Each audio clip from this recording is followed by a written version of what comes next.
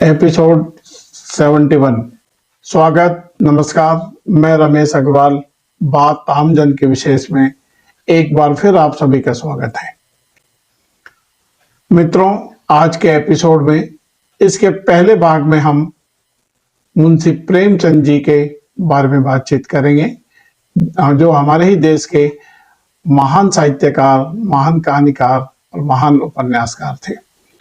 दूसरे भाग में हम चर्चा करेंगे पैलेट गन के उपयोग के ऊपर सुप्रीम कोर्ट के निर्णय की, और फिर तीसरे भाग में हम बात करेंगे हमारे देश के आंदोलनजीवियों की।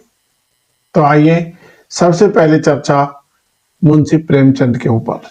इनका जन्म 31 जुलाई 1880 को उत्तर प्रदेश के वाराणसी के निकट लमही गांव में हुआ था। प्रेमचंद केवल एक कहानीकार नहीं थे, वो समाज के एक ऐसे दर्पण थे जिन्होंने भारत के किसान, मजदूर, स्त्री, दलित, गरीब और मध्यम वर्ग के संघर्ष की कहानी को अपनी लेखनी से अमर कर दिया। मुंशी प्रेमचंद का वास्तविक नाम था धनपत राय श्रीवास्तव। उनके पिता डाक विभाग में कर्मचारी थे। बचपन में ही उनके माता पिता का देहांत हो गया था। आर्थिक तंगी, पारिवारिक कठिनाइयां और संघर्ष उनके जीवन का हिस्सा बन गया। 1908 में उनकी एक पुस्तक थी सौजे वतन। ये प्रकाशित हुई और अंग्रेजों ने इसको अंग्रेजी शासन की आलोचना मानते हुए जब्त कर लिया था। मुंशी प्रेमचंद की अमर कृतियों में गबन, गोदान, निर्मला, सेवादान, रंगभूमि, कर्मभूमि, कायाकल्प, प्रेमाश्रम, ईदगाह, पूस की एक रात, कफन, नमक का दरोगा, ठाकुर का कुआं, शतरंज के खिलाड़ी इत्यादि इत्यादि पुस्तकें हैं। इसके अलावा भी उनकी बहुत सारी पुस्तकें हैं जिनकी उन्होंने रचना की और वो इतिहास में अमर हो गई। अब हम बात करेंगे सर्वोच्च न्यायालय की। देश की सर्वोच्च अदालत की सुप्रीम कोर्ट ने पैलेट गन पर प्रतिबंध लगाने से मना कर दिया है और इस पैलेट गन के विरोध में जो याचिका लगाई गई उसको अस्वीकार कर दिया है। इस याचिका में याचिकाकर्ताओं ने कहा था कि पैलेट गन से गंभीर और स्थायी चोटें लग सकती हैं। विशेषकर पैलेट गन द्वारा आंखों को नुकसान पहुंचाने के मामले सामने आए हैं। दूसरी ओर सुप्रीम कोर्ट में सुरक्षा एजेंसियों के परिवार वालों ने अपनी याचिका दायर करके कहा है कि कुछ विकट परिस्थितियों में भीड़ नियंत्रण के लिए ये कम घातक विकल्प के रूप में काम में लिया जाता है और अपनी रक्षा के लिए इसका उपयोग होना बहुत जरूरी है। ऐसे उपद्रव में खड़े हुए सिपाही या ऐसे उपद्रव में खड़े हुए सेना के जवान कैसे अपनी जान बचाएंगे। अदालत ने पैलेट गन के उपयोग पर प्रतिबंध लगाने से इनकार कर दिया और अब ये मामला न्यायिक प्रक्रिया के अधीन है। सही भी है कि किसी भी राज्य की पुलिस और प्रत्येक पुलिसकर्मी भी किसी न किसी परिवार का हिस्सा है। नौकरी करने का मतलब यह नहीं कि वो सुसाइड कर ले और वो हाथ बांध कर खड़ा रहे और उपद्रवी उसकी हत्या कर दे। योगी जी के शब्दों में, अगर उपद्रवी नियंत्रण से बाहर हो जाते हैं तो पुलिस के हाथ में उस समय जो भी हथियार है उनका उपयोग करना उनकी जिम्मेदारी हो जाती है। अपनी आत्मरक्षा के लिए उनका उपयोग करना बहुत जरूरी है। अब हम बात करते हैं हमारे देश के आंदोलनजीवियों की।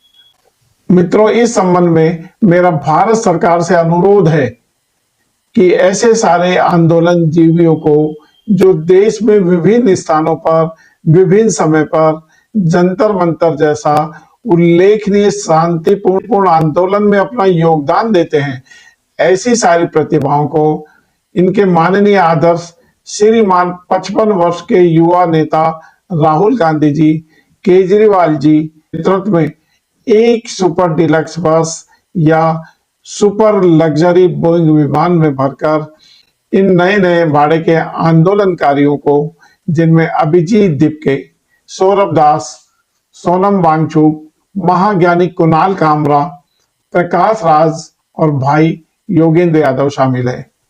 देवी अरुंधति राय, भाई राकेश टिकैत, गुरुनाम चंडूरी, हन्नान मल्ला, देवी स्वरा भास्कर, देवी वृंदा कारंत और देवी सवाना आजमी, और भी जो जो इस तरह की प्रतिभाएं हैं जो आंदोलन में अपनी विशेष योग्यता रखते हैं, इन सभी अखंड शांति प्रिय लोगों को एक बार पीओके अवश्य भेज देना चाहिए, ताकि हमारे देश में जमा ये सारी विश्व की धरोहर, विश्व के शांति दूत पीओके के भाई बहनों द्वारा, पाकिस्तान की मुल्ला मुनीर की सरकार द्वारा जो अन्याय अत्याचार किया जा रहा है, उसका हमारे आंदोलन जीवी, हमारे आंदोलनों के अनुभवी नेता वहां जाकर उसका डटकर मुकाबला कर सके।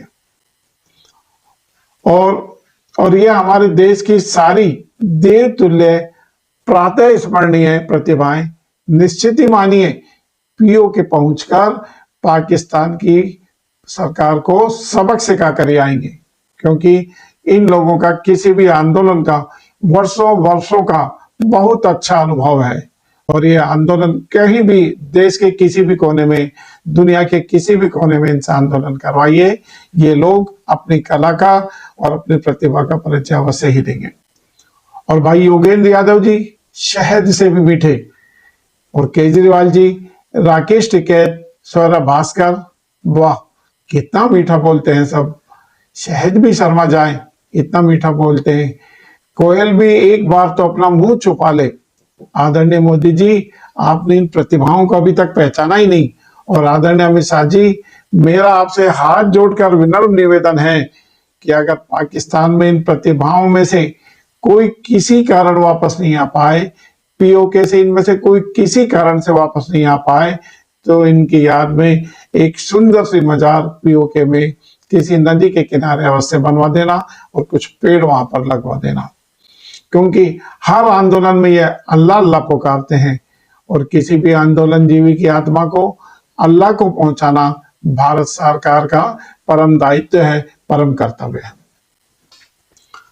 और आपको एक उदाहरण दूं कि जैसे कि हमारे देश के राष्ट्रपति पूजनीय बापू जी अफ्रीका के लोगों को आजादी, गुलामी और शोषण मुक्ति करवाने के बाद भारत लौट के आए, और यहाँ उन्होंने भारत में असहयोग आंदोलन, अपना शांति प्रिय आंदोलन चलाया, जिसके कारण अंग्रेज देश को छोड़कर भाग गए और हमारे देश को आजाद कर गए। और आजादी के बाद हमारे देश का नेतृत्व बापूजी की सहमति से एक महान शांति दूत, श्वेत कबूतर उड़ाने वाले श्रीमान जवाहरलाल जी नेहरू के हाथों में सौंप गए थे, जिनको प्यार से पूरा देश चाचा नेहरू जानता है।